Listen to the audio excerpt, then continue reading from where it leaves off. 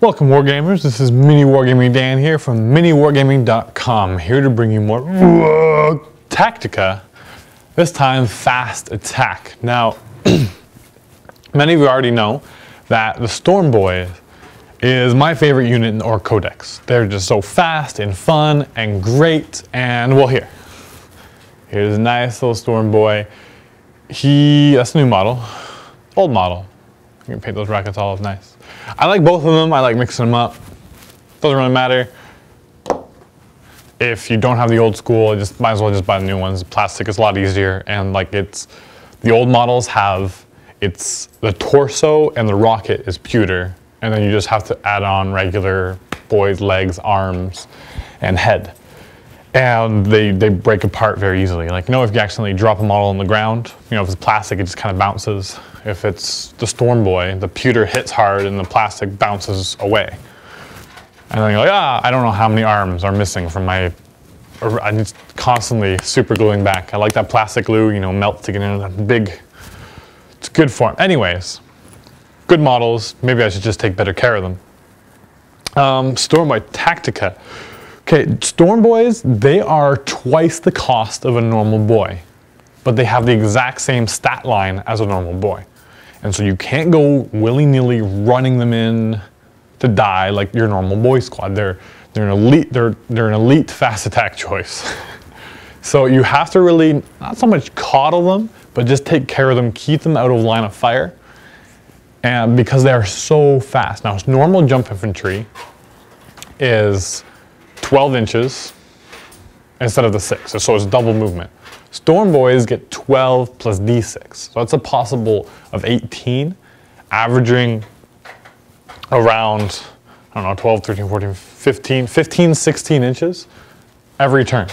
So if you use a truck is 18 inches, when you're not deploying, but with a charge range, it's about that as well, maybe a bit longer. So truck boys are super fast. Okay, and they're a bit cheaper, but if their transport gets popped, then you're out in the open, they can't do much. But Stormboyz, they can take a hit, and they can still move that full distance. It doesn't really hinder them. The only thing you have to watch out for is when they roll a 1 on their extra die of movement. And so if you roll a 1, what happens is someone explodes. Someone lands on their head and explodes. It explodes as they're taken off. Just let your imagination run wild. One of the orcs dies, but you still get to move 13 inches. So hey, that's awesome. So Stormboyz, what you have to do with them is what I usually do is very reliable. Is you either run them up behind your trucks or you just hip hop between terrain until you get there. Now a lot of armies forget how fast Stormboyz are, and so they excel most in the late game. In the early game, like turn 2, turn 3, all your truck boys should be up at the front, unloading, just hitting them as hard as possible. The Stormboyz, you don't want to charge them in as fast usually, unless you can absolutely demolish the squad, unless you're facing a completely ranged army and you know that there's not going to be a lot of repercussions for any kind of counter charges. But if there is going to be that counter charge, which there usually is, then you have to keep your Stormboyz back. Because it's when it's in turn 4, turn 5, and turn 6, that's when, people are running for objectives or, just running away or, those faster, and just things are off and scattered and you're like, okay, how do I consolidate on my orcs and get to those other? Stormboyz are like, whoop! They're just so fast. And I think they're always worth to bring almost. Again, they do get a bit expensive. You want to take them at least in a squad of 20 to 15. Any less, and you just might as well just bring a truck squad. And they just can get shot at one bad turn, can just completely eliminate and destroy the squad. So yeah, it's kind of difficult that way. But sometimes as well, Stormboyz, because they are so threatening, people are more familiar with the Stormboyz, then you can start using some more mind games in that your trucks are flying up and they have a custom force field with them, or at least they should. So they're annoying to kill just because it's shoot them, but there's always that 50% chance it's not going to do anything. And so your Stormboyz, you kind of flank and you kind of keep them out in the open, not 100%, And so it's like, well, the Stormboyz are easy to hit, and they almost completely ignore your trucks with like the big bombards that they could hit the trucks with, and they hit your Stormboyz instead, and allows those trucks to get like that extra punch, and that makes up for the Stormboyz getting hit. And then once everything starts going crazy, Stormboyz are still there in the back, and they can pop up really fast and be able to use, it's all about the late game with Stormboyz. I can't emphasize that enough. And so just keep them alive, keep them mobile, keep them in cover, not on top of cover, because with jump infantry, you gotta take difficult terrain tests, which are dangerous terrain tests for jump infantry. So you can lose a lot of boys just willy-nilly because of silly movement. But sometimes people expect you not to go in there, and it's only 1 in 6. So I mean, if you have, your 15 boys, maybe 2, 3 will die. But if that's worth it, well, I guess moving in and then moving out the next turn, maybe 4 or 5 will die.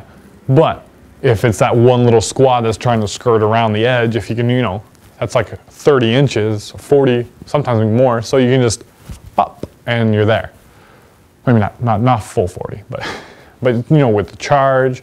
Unfortunately, with the fact they took out the WOG special rule, so they don't have fleet on the WOG, it makes, I guess, a little unfair because they're a little too fast.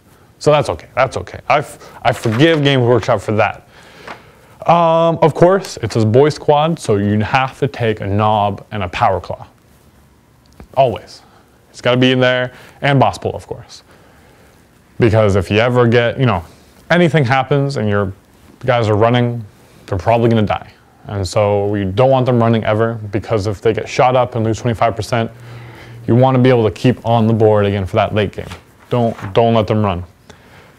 And okay, so because they are jump infantry, they have the option to deep strike.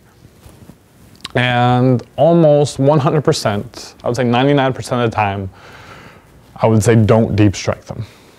Now, the reason is because when you deep strike, first of all, reserves are so unreliable, you don't know when they're going to come in. So, who knows?